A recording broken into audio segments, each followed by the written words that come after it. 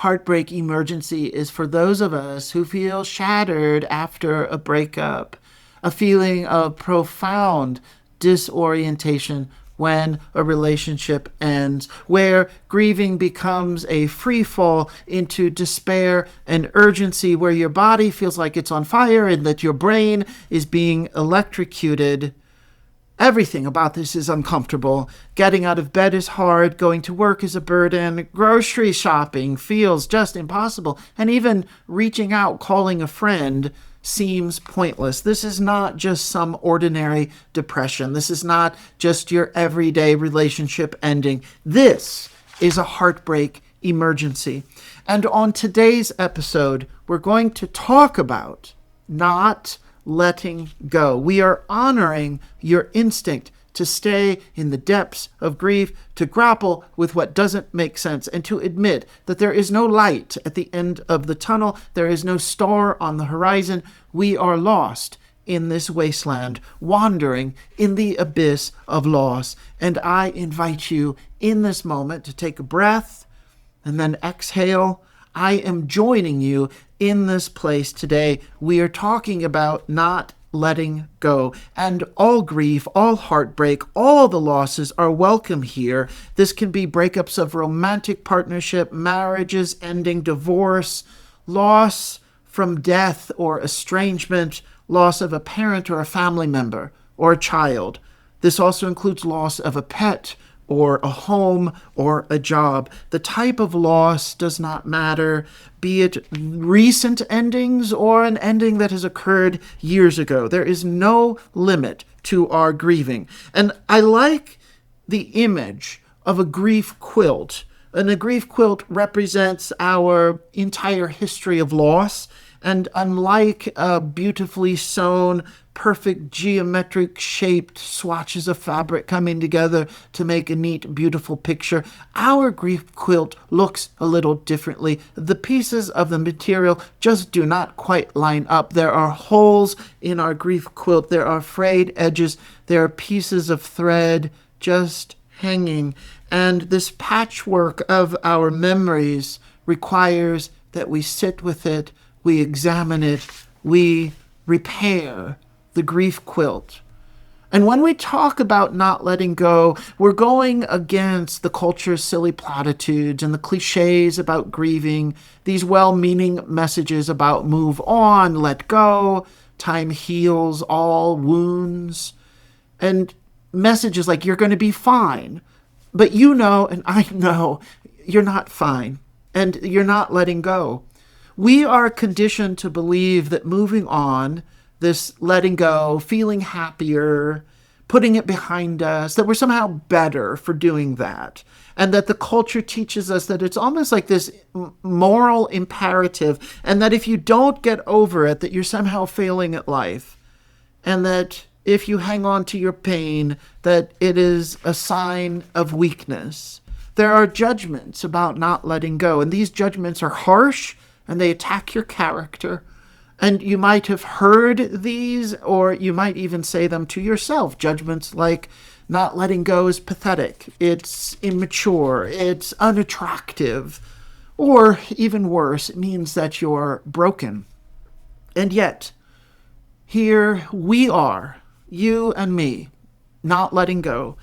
And you certainly are not the first or the last. That many before us in time have not let go. It is part of the human experience. And truthfully, it's okay to not let go. What most people don't know or realize is that something bigger is operating here, something more profound. Relationship endings create attachment wounds, and these wounds can trigger attachment trauma.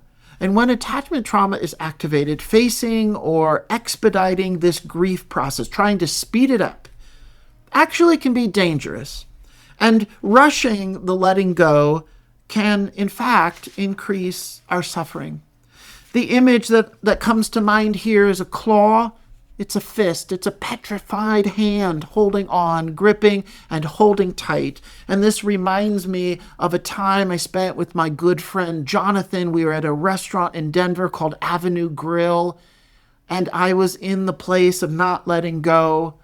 And almost dramatically, I remember showing him the claw, and that it made a noise as I dropped my forearm onto the table.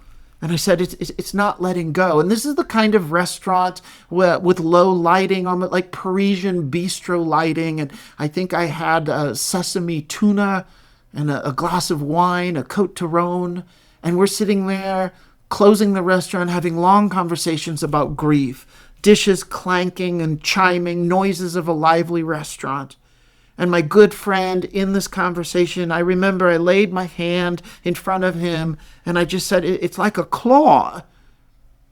It reminds me of a poem by Leonard Cohen from a book called The Book of Longing. And the poem is called This Is It. And I remember reading this line and how it almost echoed in my mind when I heard this line, which is, I want my clamp to release your clamp. This inability for the softening.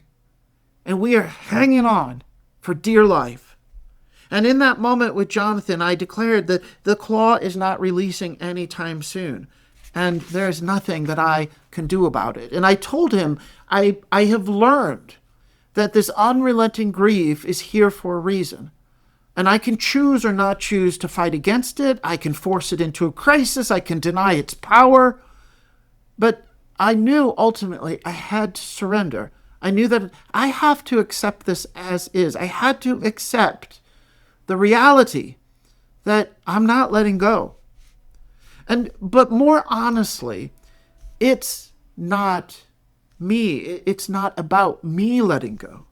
It's about it letting go of me, working with my brain, not against it. And this is a perspective shift. This is an orientation shift. And maybe this is true of you too. This grief claw will release the clamp when it's finished, when it's done doing its work. And if you're listening now, if this resonates, then this podcast is for you. You're listening to Season 1 of Heartbreak Emergency, Episode 2, Not Letting Go. What is Heartbreak Emergency? It is grief amplified when attachment trauma hijacks letting go. This podcast is for the inconsolable, those whose grieving aligns with deep longing, and the wisdom of sadness. The podcast will be like our grief, which means unpolished, awkward, embarrassing, and messy. When recording, I strive to follow a 3-act structure of the experience, the realm, and the conversation. Society says, stop crying and just get over it. But here we are, not getting over it. We're going at our own pace. We will cry as long as we need to. And there is goodness and meaning in our tears. Why do so many people ignore and avoid this depth of heartbreak and try to convince us to move away from it and to pull out of it? For some people, it's because of their own fear of feeling feelings. It's an existential aversion, like we are just hardwired to avoid pain and to avoid psychic pain, because it really takes a lot of skill here to live in this level of intensity. And some people need to sanitize the experience. They reduce it down, they compartmentalize the loss. Still further others, it's about misunderstanding the purpose of sadness, which is pure honesty. Sadness is incredibly honest. And also accepting raw grief becomes dangerous, and many try to manage that danger by minimizing and manipulating their grief, as in just get over it. I'm Alan Robarge, an attachment-focused psychotherapist and a relationship educator. I have 23 years experience sitting across from people crushed by their own hope and love. And you might be asking, well, how does hope crush us? When living with prolonged, unintegrated attachment trauma, hope becomes a tool used against getting what we want. And if you're desperately longing for someone who cannot or will not return your love, then hope is a mechanism that keeps you attached to a phantom or fantasy or ghost of the idea of who you want the other person to be, but they are not. Hope in this case overrides reality. It keeps you waiting by a door that will not open. Hope prevents the finality of grief. It's grief interruptus.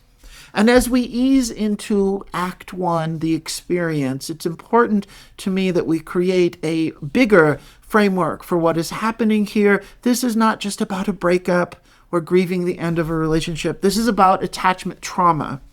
And the best way that I have learned how to explain this is that wires are crossed in your brain. Your grieving system is intertwined with the attachment system, and grief increases your attachment fears, increases a profound abandonment feeling. Your brain fights against relationships ending as a survival mechanism. Survival is about hanging on, and grieving is about letting go. And so do you see the dilemma here? Attachment wounds have different flavors, and one flavor many of us know from childhood is what I call inverted relating, and it means that our brain is coded absence as relationship. Now, I know this sounds confusing. It means absence becomes the opposite of presence.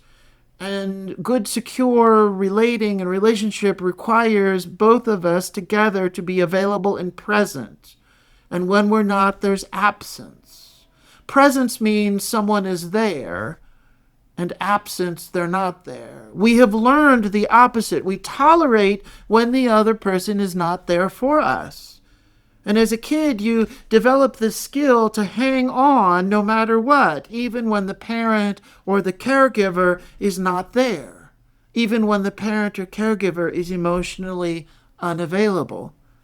This means we endure waiting. We endure being overlooked, dismissed, and ignored. We learn the skill of enduring that your feelings and your inner world will continue to be neglected. We put up with it, we tolerate it, and we stay no matter what. This creates misplaced loyalty. And misplaced means that you are loyal to the wrong thing. You're loyal to not getting your attachment needs met. You're loyal to going without connection. You are loyal to longing and loneliness and being hungry for closeness. You learn to replace longing for love, or you code longing as love. Longing becomes love adjacent. So in attachment trauma, there is no other. There's not another person there. There's an absence of the other. And your brain and your attachment system has bonded to this absence of other. And I love to play with this idea, and it's in quotes, the other, but I also explore, put an M in front of it, M/other, the substitute mother. Your brain associates love with what is not there. And conceptually, if it helps to understand this, your brain associates love with a ghost, a phantom, a vision, an apparition, a fantasy. And for some of us, this absence is our original mother. We know more the absence than an available loving parent who's present. And we did not learn to differentiate or separate from this other because there is no one there. We cannot separate from what is not there. And this separation is so important to maintaining a sense of self and maturing and developing into a sense of self. The absence of other is unable to mirror back to us self. So developmentally then, how do you separate from a ghost? There is no one there to push back against. There is no one there to leave.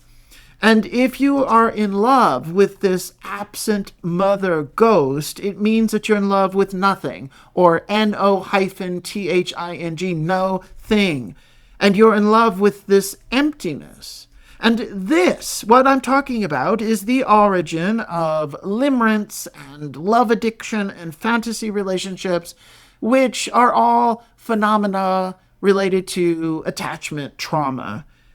Love exists in pure potential, projected love. The child develops a mind mechanism to imagine relationship where it isn't. And because giving up the ghost mother is so painful and frightening to a child, this is why it feels like death when a relationship ends. We bring this mind mechanism into our adulthood, and this mind mechanism activates, or it turns on, when relationships end. It turns a spotlight on the absence, and we feel the expansive lack of an available person being there for us. And it's that space, that void, that emptiness that is the origin of our attachment trauma. And our self did not develop a differentiation or a contrast to that emptiness. So we fail to distinguish between self and other. We have merged in this place. We enmesh our worth to the other person, and our worth gets glued to them. And this is why many of us think that romantic love relationships are so incredibly important, the most important thing in the world. Because they give us life, they give us a self. And our psyche thinks that the partner is our savior. And what happens if the savior decides to leave, if the relationship ends, or if they die? What happens if our brain codes the partner as a substitute for this mother ghost? Then when the relationship ends, it feels like you're a child again, being left by your mother. And this is why the grief is so incredibly, profoundly crushing. The way I like to explain this to clients is that if I am you and you are me, then when you leave, you take a core part of me with you, and then I don't exist. And I enter death. I die. When the relationship ends, I die.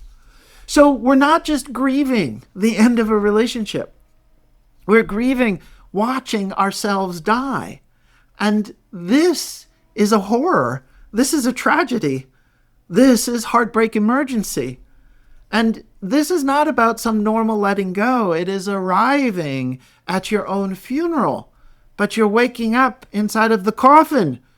And what do you mean I'm dead? How did this happen? So not letting go, it's about fighting for your life. It's about actually wanting to live. And it's this, there's an instinct here. There's a wisdom. You're trying to buy yourself time so you can find yourself, or so that you can have a self. And your psyche's infrastructure is based on this model or blueprint of love as an attachment whole, as the absence of connection. And as confusing as it sounds, love is attached to what is not there, and it's what you never had. So suffering becomes a form of loyalty. Suffering keeps the other person active in your mind. The only thing that you have is your pain of the absence, and you're not letting go of that because you actively can keep the grief going through the absence in order to stay in relationship. It is a very deepened, sophisticated form of denial, and it's what I call a dutiful denial. An example here is imagine your phone, imagine apps on your phone. There's this application, and it's the old grief app. It's the old attachment system app. And on your phone, the app is like a reminder, a calendar app that sends you notifications. And these reminders activate in your brain. It's like your brain receives a traumatic operating system update. And that forces your hardware to suddenly run on outdated legacy code from childhood. And you thought that you had uninstalled this trauma code years ago. You have been in therapy, you've read books, you've meditated, you took courses on better boundaries, and yet here it is again. And so heartbreak acts like a powerful malware trigger in your psyche, and it eats up 90% of your CPU, your battery drains your energy, you cannot eat, you cannot sleep, you cannot work, you cannot function. Trauma symptoms of hyperarousal, intrusion, and constriction take over, and this is how the past activates in the present. The trauma mind scrambles the narrative of what is happening, and it scrambles it into one of deep disempowerment and abandonment. Your brain is flooded with heartbreak notifications. The trauma also can be thought of as ink in water. And you know how if you have clear water and you have a colored ink, it could be blue, it could be red, could be green. And if you put a drop of ink in that water, all of the water changes color and becomes saturated. And I like this image and I like this metaphor because it's not localized. An example of a localized wound is like breaking your arm, a bone is broken. You can single in on, oh, this is where the wound occurred, and the rest of the body is okay. And when it comes to this kind of attachment trauma and heartbreak, it's more like a drop of heartbreak ink has been set loose in your mind, and your entire mind turns that color. The ink trauma alters the chemistry of your reality. It saturates your mind. And I like the phrase, we start marinating in our grief. This becomes an altered reality. It's what I call the realm. We are beginning Act 2 of our podcast today. The realm is like crossing a threshold. It is a portal that you enter into the endless void of inner grief. It's the inversion of relating that I spoke of earlier, the upside down. It's a hall of mirrors. It's floating in the void. Do you turn left? Do you turn right? It's directionless. It's without orientation. I'm reminded of a story of a time of a winter walk in Chicago. I was living in this grief realm for many years, and I know this place well. And at the time, one late night, walking in a Chicago neighborhood, it was cold outside, and there's snow and ice. I'm on the sidewalk. There's a crunch of the snow as I'm walking. The moon is out. There's a blue lavender light. Some of the city lights are reflecting off the snow and reflecting the moonlight. There's this light blue lavender glow all around me. And in that moment, a tremor of grief vibrating up my legs, took over my body, arrived as if this hand was coming from the ground and started to shake me. An emotional seizure while standing on the sidewalk that winter day, shaking me, discharging kinetic trauma energy. Somatic processing is like animals shaking off fear. And my nervous system was so overloaded with this trauma ink, and that it's shaking my nervous system, trying to help me regulate. This temporary collapse of my physical coordination feels like a seizure because it's involuntary. And my approach here is that it's necessary to surrender. You need to participate in this jerking of your body. And I compare it to surfing, even though I have no history or experience surfing. But what I imagine is you have to ride the wave, the intensity of this emotional tremor. The instinct is to brace against it, but we need to do the opposite. We need to move with it and let it move through us. There's a complete feeling of collapse in that moment. My legs buckled. I felt spineless. It's like my spine is plucked from me and I just implode on myself. There is a collapse that feels physical. It feels emotional. It feels spiritual. And just as the relationship collapsed, my body collapses. So in that moment, that night, I find an old growth tree to the side of the sidewalk. I can barely stand. I'm shaking. I'm crying.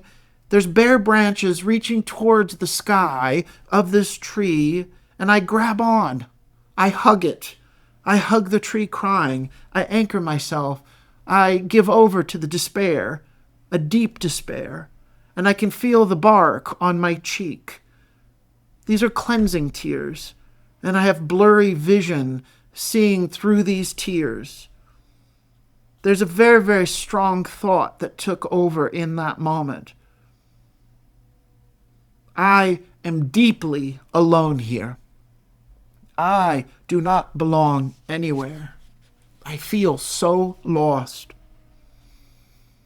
And then, almost miraculously, the intensity starts to recede, the same way water pulls away from the edge of the lake after a storm. There was a strange, peaceful calm as my body began to return to some sense of equilibrium. My breathing shifted. My eyes readjusted to the snow. I could see the purple light around me. And then I look up. And I'm in a neighborhood, and there's houses. And I'm on the sidewalk, hugging a tree. I look up, and there's a shadowy figure in the window, the bay window of this house right across from me. This is not a ghost. It's not imagined. It's not an apparition. It's not a projection of my imagination. I mean, a real physical person is standing in his living room watching me. And my first reaction, as you could imagine, was both paranoia and violation. Like, how weird and creepy this stranger witnessed my breakdown. A stranger saw my private moment and my vulnerability. And I felt embarrassed, and I also felt like it was an intrusion. But then what followed was anger and a judgment towards the man. Like a feeling of what a feelingless person, that he was unmoved, so unmoved by my suffering. And this reinforced feeling alone. He did not bother to open the door, to raise the window, to yell out to me, "Hey, are you okay?" And I felt like it was kind of cruel. Like humanity didn't care. In that moment, that one man represented, humanity does not care. Then the image and the moment became symbolic and metaphorical. I noticed the physical barrier between the man behind the glass and the glass itself. And in that moment, I projected my heartbreak onto the glass, and the glass represented the disconnect from the person that I loved. The glass represented the disconnect that I have experienced in the past of emotional unavailability. The shadowy figure behind the glass was oblivious to my feelings and my pain, not reaching out, distant and unmoved. And this represents, yes, the emotionally unavailable partner, but it also represents the emotionally unavailable parent. The history of non-relating that wounded us is right there in that image. And in that moment, I stared at him. And I squinted my eyes. And when I did, my perspective shifted even further, because in that moment, it's as if I became him. I became a shadowy figure in my psyche behind the glass, watching myself. And this is the activation of the observer self. In psychology, we could also call it dual awareness. I become the internal attendant to my own experience. I am the experience and I am the experiencer.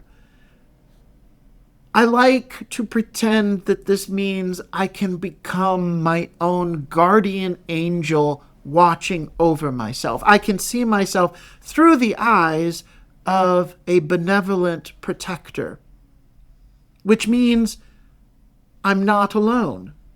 And this reminds me that we can have many protectors. In trauma work, we need to feel resourced. We can use our imagination as a powerful tool to help ourselves create a bridge from one feeling state to another feeling state.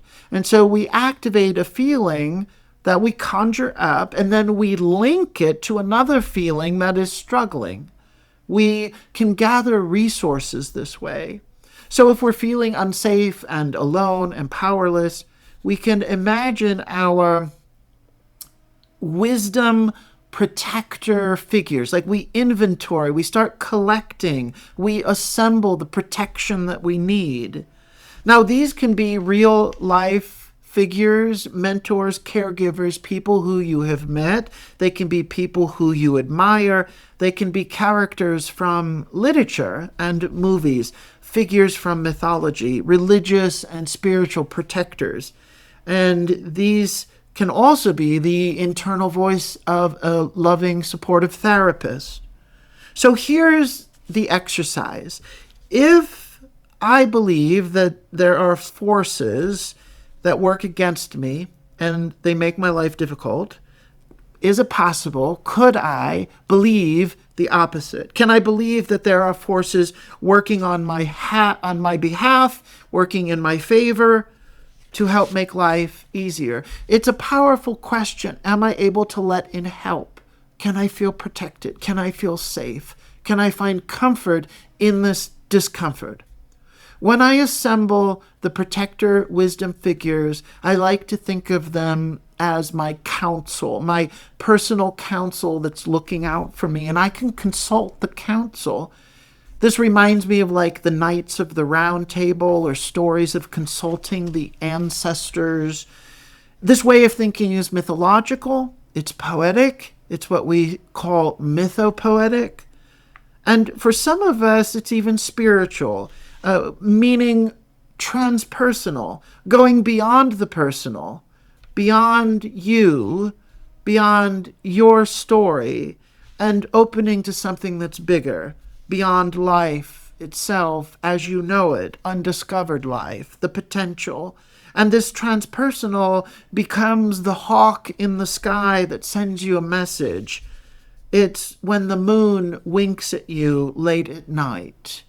It's what I like to call finding ocean, and you're standing at the edge, and this profound, great expanse of water diminishes and dwarfs your little life, and you let in the awe and the inspiration. You allow yourself to be filled up with ocean and filled up with breath. And the word inspiration, the etymology of this, means to breathe into, to breathe in the sacred, or as I like to say, to breathe in the poem. This belief of calling on the counsel is the belief that I am being looked over and that I am cared for. This council of wisdom protector figures activates with my imagination. I'm imagining them through my own thoughts. I create them inside of me in my mind, and they are my thoughts internalized. I am the thought. It's what we call an introject. And so therefore, if I'm the thought, then I am the wisdom protector figure. I'm actually accessing my own inner guidance, my own inner wisdom. And this is how I give myself comfort. It's how I help myself. Let me repeat the purpose. Since we use our power of imagination and creativity as a healing tool, we can believe that life is working against us, or we can believe that life is working on our behalf. This becomes a choice. Do we want to believe that we're denied opportunity, or do we want to believe that opportunities are available to us? The counsel here, this belief, means activating and welcoming, letting in goodness, letting in kindness, letting in some guidance beyond our usual familiar way of thinking. It's a belief that life is looking out for me. I once had a professor, a very unique and insightful teacher, and he taught an abnormal psychology class, and the book that we used was titled The Seduction of Madness. And during the class, he said, the veil between material and transpersonal is very thin. The edge between the working world and the dream world is porous. And the line between objective absolute reality and subjective relative reality is blurry.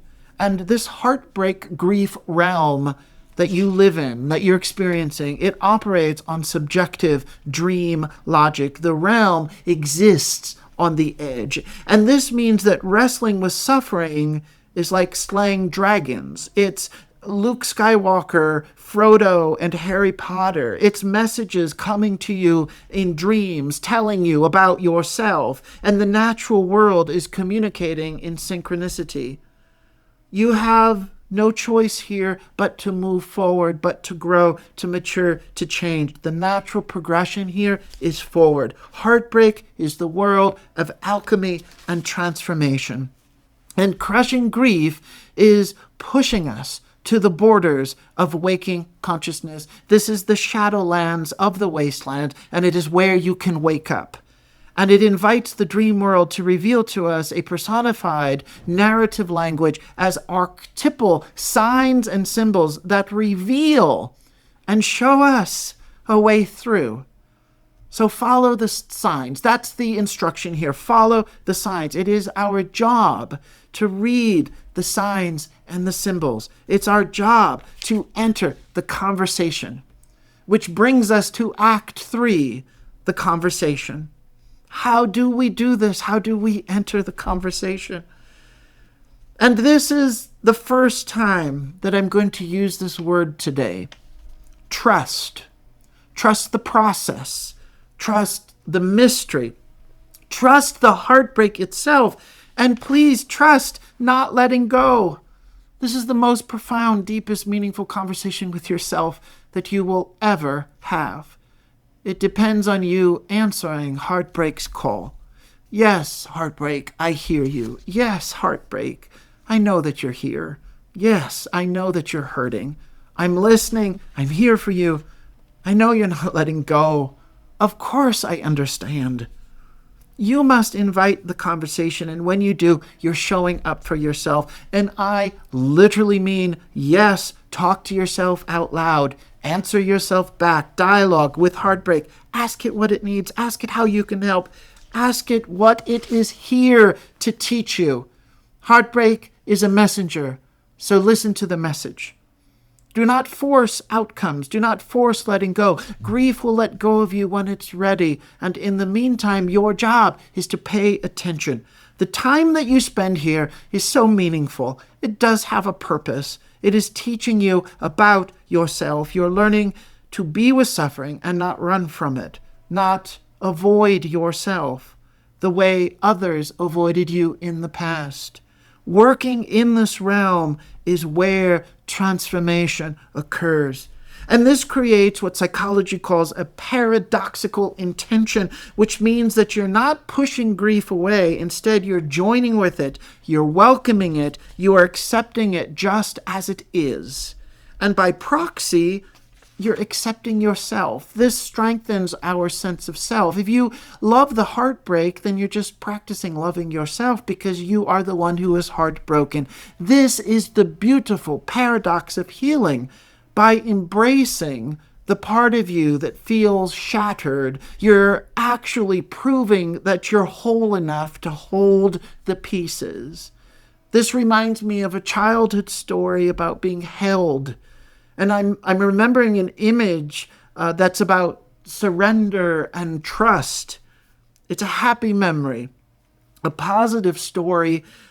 It was a warm, sunny autumn day, and I'm outside with my family. I grew up in Ohio in a rural area. We had a rather large lawn with many trees, and we spent the whole day as a family raking leaves. And I can remember the autumn air. There was a coolness.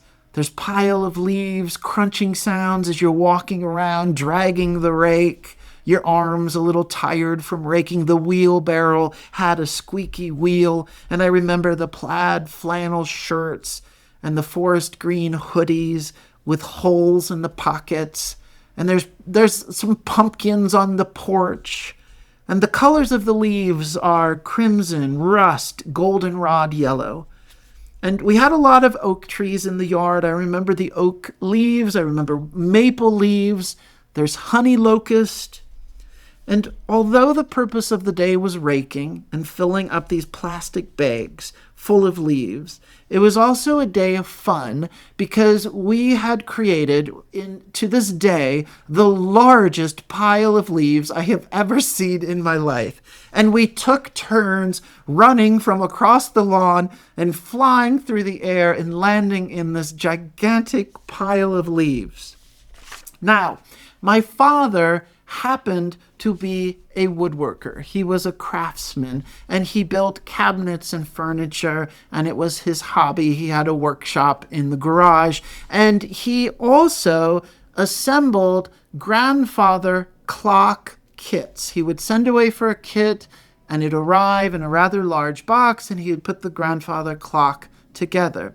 Now, these clocks, they're oak and they're walnut, and they would arrive at the house, these big boxes, 6 or 7 feet long. And at different points in my childhood, I'm age 8, I'm age 9, age 10, these large coffin-like boxes were in the garage. And I would use them for imaginary play, and I would use them for, sometimes they're a spaceship, sometimes they're, a sailing ship, but they were perfect companions for taking out in the yard. And they felt like compartments because they had the flaps on the side, and it was kind of like a mobile closet. I could stand it up on end, and I could enclose myself like a cocoon. And as a kid, I was short compared to the actual height of the box. So standing in it, the walls extended away from me.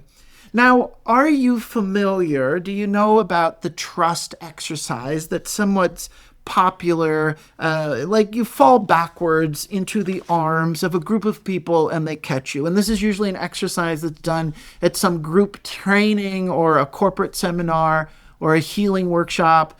And you stand in the middle of a circle, and you hope that when you fall backwards, you hope that these people, usually people you just met an hour before, you hope that they catch you. And sometimes this exercise is a bit nerve-wracking. So with this grandfather clock box, I invented a similar game, only there's no circle of people to catch me. The physics of the game relied on the height of the box and wind resistance. And I could fall backwards with the box, acting like a parachute. And I would close my eyes, and with complete surrender, a feeling of abandon, I let go to gravity. And every time I would float down to the ground safely. It was a trust fall, only it wasn't with other people waiting to catch me. It was about trusting invisible forces. And I think that you can see where I'm going with this. Is it possible that you're suffering and heartbreak, the not letting go? Perhaps is that like a cardboard box? And on one hand, yes, of course it's true. This grief hits you hard. It does feel like crashing into the ground. This is hard. It's a feeling of falling and no one is there to catch you.